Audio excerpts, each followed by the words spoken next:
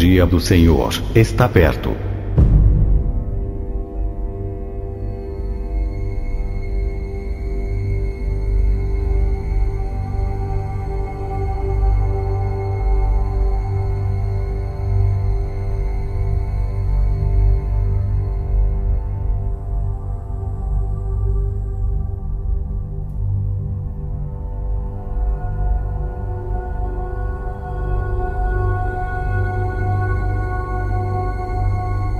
Testemunhos Seletos.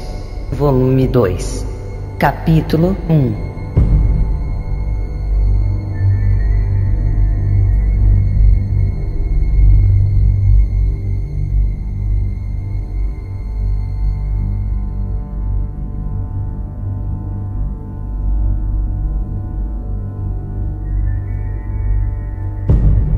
O grande dia do Senhor está perto, e se apressa muito a voz do dia do Senhor. Amargamente clamará ali o homem poderoso.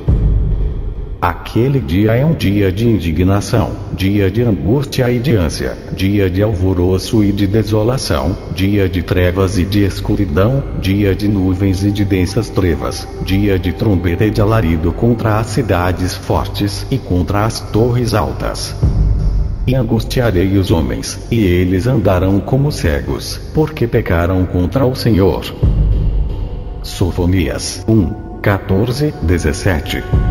E há de ser que, naquele tempo, esquadrinharei a Jerusalém com lanternas, e castigarei os homens que estão assentados sobre as suas fezes, que dizem no seu coração: o Senhor não faz bem nem faz mal. Sofonias 1, 12. Congrega-te, sim, congrega-te, ó nação que não tens desejo, antes que saia o decreto, e o dia passe como a tragana, antes que venha sobre vos a ira do Senhor, sim, antes que venha sobre vos o dia da ira do Senhor. Buscai ao Senhor, vos todos os mansos da terra, que pondes por obra o seu juízo. Buscai a justiça, buscai a mansidão, porventura sereis escondidos no dia da ira do Senhor. Sofonias 2, 1, 3. Estamos perto da consumação dos tempos. Foi-me mostrado que os juízos retributivos de Deus já estão caindo sobre a terra. O Senhor nos advertiu quanto aos acontecimentos que estão prestes a ocorrer. Luz irradia de sua palavra, contudo as trevas cobrem terra e densa escuridão os povos. Quando disserem: a paz e segurança, então lhe sobrevirá repentina destruição. E de modo nenhum escaparão. É o nosso dever buscar a causa de tão terríveis trevas, a fim de podermos evitar os caminhos pelos quais os homens acalentaram tão grande ilusão. Deus deu ao mundo uma oportunidade de conhecer e de obedecer à sua vontade. Deu-lhe em sua palavra a luz da verdade e lhe enviou advertências, conselhos e exortações. Mas poucos obedecerão à sua voz.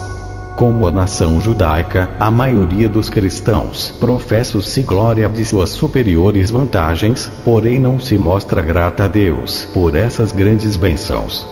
Por causa de sua graça infinita, uma última mensagem de advertência é enviada ao mundo, anunciando que Cristo está às portas e chamando a atenção para a desprezada lei divina. Mas como os antediluvianos rejeitaram com zombaria a advertência de Noé, assim os amantes dos prazeres hoje em dia hão de rejeitar a mensagem dos fiéis servos de Deus. O mundo segue o seu curso inalterável, absorvido como sempre em seus negócios e prazeres, enquanto a ira divina está prestes a ser derramada sobre os transgressores de sua lei. Olhai por vós, nosso compassivo Redentor, prevendo os perigos que haviam de cercar seus seguidores neste tempo, lhes dirige esta admoestação especial: olhai por vós, não aconteça que os vossos corações se carreguem de glutonária, de embriaguez, e dos cuidados da vida, e venha sobre vos de improviso aquele dia. Porque virá como um laço sobre todos os que habitam na face de toda a terra. Vigiai, pois, em todo o tempo, orando, para que sejais havidos por dignos de evitar todas estas coisas que hão de acontecer, e de estar em pé diante do Filho do Homem. Lucas 21, 34, 36. Se a igreja escolher um caminho idêntico ao do mundo, virá a partilhar a mesma sorte, ainda mais. Como recebeu maior luz, seu castigo será maior do que o dos impenitentes. Nós, como povo, professamos possuir mais verdades do que qualquer outro na terra. Neste caso, nossa conduta e caráter devem também corresponder à nossa profissão. Está próximo o dia em que os justos, qual semente preciosa, hão de ser ajuntados para os celeiros celestiais, enquanto os ímpios, à semelhança do joio, o serão para o fogo do grande dia. Mas o trigo e o joio deverão crescer ambos juntos até a ceifa. No desempenho de seus deveres cotidianos, os justos hão de estar, até o fim, em contato com os ímpios. Os filhos da luz estão espalhados entre os das trevas para que o contraste salte aos olhos de todos. É assim que os filhos de Deus devem anunciar as virtudes daquele que vos chamou das trevas para a sua maravilhosa luz. O amor divino, ardendo em seu coração, a harmonia e a semelhança de Cristo manifestada em sua vida, será como um vislumbre do céu concedido aos homens do mundo, para que possam apreciar sua excelência. Coisas semelhantes mutuamente se atraem. Os que beberem da mesma fonte de bênçãos hão de unir-se entre si. A verdade, habitando no coração dos crentes, há de conduzir a uma abençoada e feliz unificação. Deste modo, a oração de Cristo, pedindo que seus discípulos fossem um como ele o é com o Pai, será atendida. Por essa unidade espiritual, toda a alma verdadeiramente convertida há de suspirar. Entre os ímpios, porém, há de prevalecer uma harmonia ilusória que só em parte encobrirá a perpétua discórdia. Achar-se-ão unidos na sua oposição à vontade e à verdade divina, mas quanto ao mais estarão divididos pelo ódio, dissimulação, inveja e contenda mortal.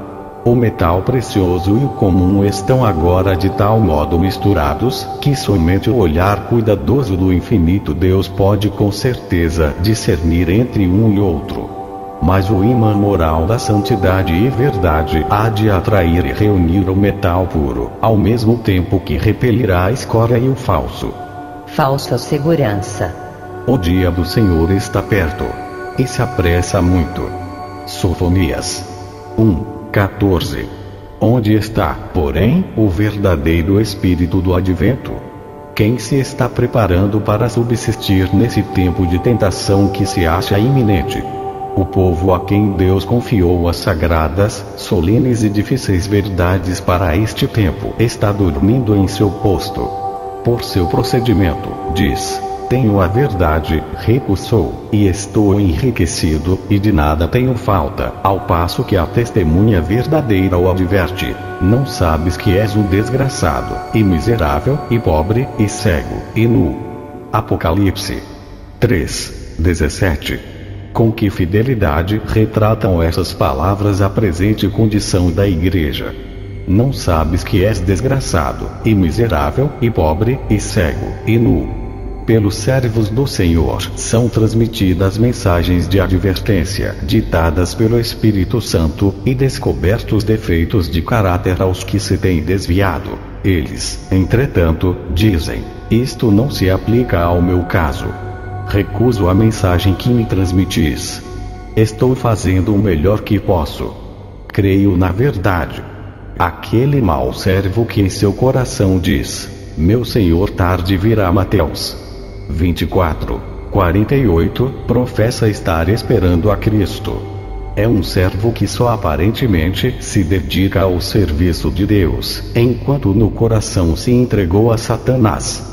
Diferente dos escarnecedores, não nega abertamente a verdade, mas pela conduta revela o desejo que sente de que a vinda do Senhor se dilate. O orgulho torna-o descuidoso dos interesses eternos. Adota as máximas do mundo e se conforma às suas práticas e costumes. O egoísmo, o orgulho e as ambições mundanas nele predominam. Temendo que seus irmãos lhe levem alguma vantagem, deprecia-lhes os esforços e discorda de suas razões. Desse modo espanca seus conservos. À proporção que se vai alienando do povo de Deus, une-se mais aos ímpios. É achado comendo e bebendo com os ébrios. Mateus 24:49. Associando-se com o mundo cujo espírito compartilha. Deste modo é embalado numa segurança carnal e vencido pela negligência, indiferença e ociosidade. A causa propriamente dita do mal foi a negligência da vigilância e da oração secreta, a que sucedeu naturalmente a negligência de outros deveres religiosos, sendo assim aparelhado o caminho para todos os pecados subsequentes. Cada cristão é assediado pelas seduções do mundo, pelas solicitações da natureza carnal e por tentações diretas de Satanás. Ninguém está livre dessas coisas. Não importa qual tenha sido a nossa experiência, não importa quão elevada a nossa posição, precisamos vigiar e orar continuamente. Temos de ser diariamente guiados pelo Espírito de Deus, ou havemos de ser dirigidos por Satanás. Advertência solene. As instruções do Salvador aos discípulos foram dadas em benefício de seus seguidores de todos os tempos. Tinha em vista os que viveriam próximo ao fim do tempo, quando disse: olhai por vós. É nossa tarefa acariciar no coração, cada qual por si, os preciosos dons do Espírito. Satanás está trabalhando com inabalável perseverança e intenso ardor, a fim de atrair para suas fileiras os seguidores professos de Cristo. Está operando com todo o engano da injustiça para os que perecem. 2 Tessalonicenses 2:10. Satanás não é, porém, o único instrumento pelo qual é sustentado o reino das trevas. Qualquer que convide ao pecado é um tentador. Qualquer que imitar o grande impostor se torna seu auxiliar. Os que emprestam sua influência para favorecer uma obra má estão prestando um serviço a Satanás. Os atos revelam princípios e motivos. Os frutos apresentados por muitos que pretendem ser plantas na vinha do Senhor, revelam que são apenas espinheiros e abrolhos. Toda uma igreja poderá sancionar o procedimento errado de alguns de seus membros, mas essa sanção não prova que seu erro seja justo. Ela não pode colher uvas dos espinheiros. Se alguns dos que professam crer na verdade presente pudessem compreender sua verdadeira condição, haviam de desesperar da misericórdia divina. Tem estado exercendo toda a sua influência contra a verdade, a voz de admoestação e o povo de Deus. Estiveram a fazer deste modo a obra de Satanás. Muitos se tornaram de tal modo envaidecidos em virtude de seus enganos, que jamais se poderão reabilitar. Semelhante estado de apostásia não pode prevalecer sem acarretar a ruína de muitas almas. A igreja tem recebido advertências umas após outras. Os deveres que tem e os perigos que corre o povo de Deus foram claramente expostos. Entretanto, o elemento mundano está nela agindo fortemente. Costumes, práticas e modas que tendem a desviar a alma de Deus há anos que tem estado lançando raízes, a despeito das advertências e exortações do Espírito Divino, e, afinal, seus caminhos se tornaram retos aos seus próprios olhos, e a voz do Espírito mal é ouvida. Ninguém pode prever até onde se embrenhará no pecado quando uma vez se tiver rendido ao poder do grande enganador. Satanás penetrou em Judas Iscariotes e induziu-o a trair seu Senhor. Induziu Ananias e Safira a mentir ao Espírito Santo. Os que não estiverem inteiramente consagrados a Deus podem ser levados a fazer a obra de Satanás, ao passo que se jactam de estar fazendo a obra de Cristo. Irmãos e irmãs, eu vos exorto, examinai-vos a vos mesmos se permaneceis na fé. 2 Coríntios 13:5. Provai-vos a vos mesmos. A fim de conservar o calor e a pureza do amor de Cristo, necessitais de constante suprimento da graça divina. Tendes feito todos os esforços para que a vossa caridade aumente mais e mais. para que aproveis as coisas excelentes, cheios de frutos de justiça, que são por Jesus Cristo, para a glória e louvor de Deus. Filipenses 1:9-11. Muitos que deviam tomar atitude decisiva do lado da justiça e da verdade, manifestaram fraqueza e indecisão, que incentivaram os assaltos de Satanás. Os que deixam de crescer na graça, não se esforçando por atingir o mais alto padrão da perfeição divina, serão vencidos. Necessidade da Igreja. O mundo é para os cristãos um país de estrangeiros e inimigos. Se não se revestirem da armadura de Deus e cingirem a espada do Espírito, tornar-se-ão presa das potências das trevas. A fé de todos há de ser provada. Todos deverão ser provados como o ouro é pelo fogo. A Igreja se compõe de homens e mulheres imperfeitos e cheios de fraquezas, que requerem a prática constante de caridade e contemplação. Mas já há muito que reina uma atmosfera de mornidão espiritual. Penetrou na Igreja um espírito mundano, seguido por frieza recíproca, acusações mútuas, maldades, contendas e iniquidade. Se pregassem menos sermões da parte de homens não consagrados no coração e vida e se devotassem mais tempo a humilhar a alma diante de Deus, haveria a esperança de que o Senhor acudisse em vosso auxílio, a fim de sarar-vos da vossa apostásia. Muitas das pregações destes últimos tempos produzem uma segurança fictícia. Os importantes interesses da causa de Deus não podem ser sabiamente tratados pelos que mantêm tão pouca real ligação com Ele como o têm feito alguns de nossos pastores. Confiar a obra a tais pessoas seria o mesmo que entregar a crianças o comando de grandes navios no mar. Pessoas destituídas de sabedoria divina e do poder vivificante de Deus, não são competentes para conduzir a nau do Evangelho por entre obstáculos e tempestades. A Igreja está atravessando um período de sério conflito, mas a despeito do perigo, muitos estariam dispostos a confiar sua direção a pessoas que certamente a fariam afundar. Necessitamos agora de um piloto a bordo, porquanto estamos nos aproximando do porto. Como um povo, devemos ser a luz do mundo, mas quantos são como as virgens loucas, que não levaram azeite nos vasos com suas lâmpadas? Oxalá o Senhor, abundante em misericórdia e cheio de perdão, tenha piedade de nós e nos salve, para que não venhamos a partilhar a sorte dos ímpios. Neste tempo de lutas e provações, precisamos de todo o apoio e consolação que podemos derivar de princípios justos, convicções religiosas estabelecidas, certeza íntima do amor de Cristo e rica experiência nas coisas divinas. Só chegaremos à estatura perfeita de homens e mulheres em Cristo Jesus em resultado de um crescimento constante na graça divina.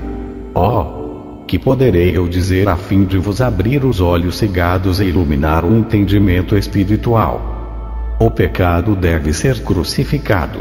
Uma transformação moral completa tem de ser operada pelo Espírito Divino. Devemos compenetrar-nos do amor de Deus, e ter fé viva e perseverante, que é o ouro provado pelo fogo. Só o podemos obter de Cristo.